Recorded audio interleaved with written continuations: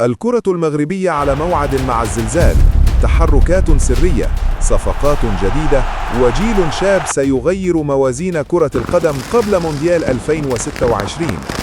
في الأسابيع الأخيرة شهدت الجامعة الملكية المغربية لكرة القدم تحركات غير مسبوقة لتعزيز صفوف المنتخب الوطني استعدادا لأكبر استحقاق كروي عالمي، كأس العالم 2026. هذه التحركات لا تقتصر على مجرد اتصالات أو خطط عابرة، بل هي جزء من استراتيجية طويلة المدى تهدف إلى بناء منتخب مغربي أقوى وأكثر تنافسية، قادر على إعادة كتابة التاريخ بعد الإنجاز الأسطوري في مونديال 2022، حين أصبح المغرب أول منتخب عربي وإفريقي يصل إلى نصف النهائي.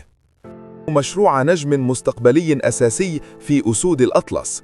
ولإظهار الجدية في هذا الملف، قام رئيس الجامعة فوزي لقجع وعدد من المسؤولين التقنيين بعقد اتصالات مباشرة مع اللاعب ومحيطه لضمان تمثيله للمنتخب المغربي خلال السنوات القادمة، ما يعكس مدى التخطيط الاستراتيجي الدقيق للجامعة.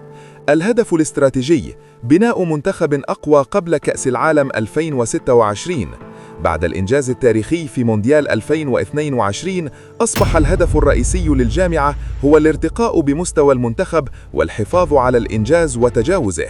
وتشمل الخطة الاستراتيجية عدة محاور أساسية: إعداد جيل جديد من اللاعبين الشباب قادر على التكيف بسرعة مع متطلبات المنتخب الأول، تطوير المنتخبات الوطنية للفئات السنية عبر معسكرات تدريبية منتظمة ومباريات ودية دولية بهدف تكوين قاعدة واسعة من اللاعبين المؤهلين، تعزيز قاعدة اللاعبين المؤهلين ما يضمن عمقا فنيا كبيرا واستمرارية قوية على المدى الطويل.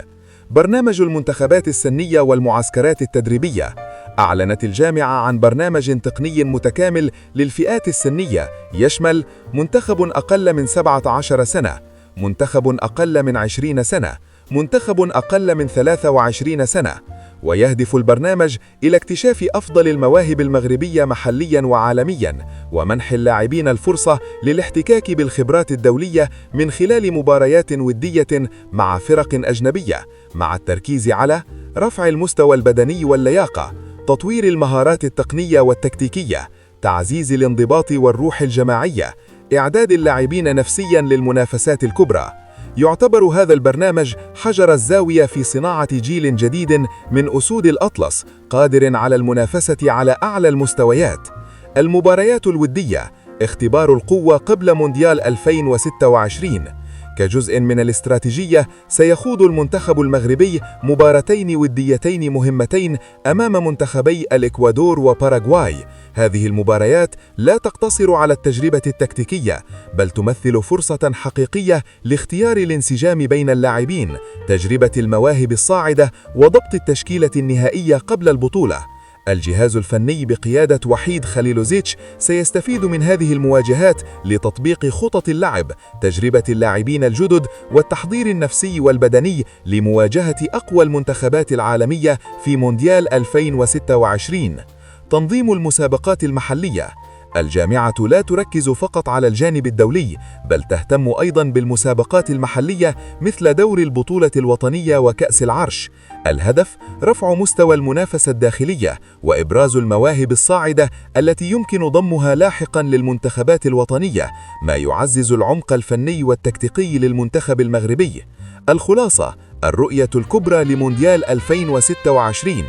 الجامعة الملكية المغربية لكرة القدم تعمل على تعزيز صفوف المنتخب بلاعبين جدد، تطوير المنتخبات السنية وصناعة جيل جديد، خوض مباريات ودية دولية قوية للتحضير تكتيكيا ونفسيا، تنظيم مسابقة محلية قوية لاكتشاف المواهب.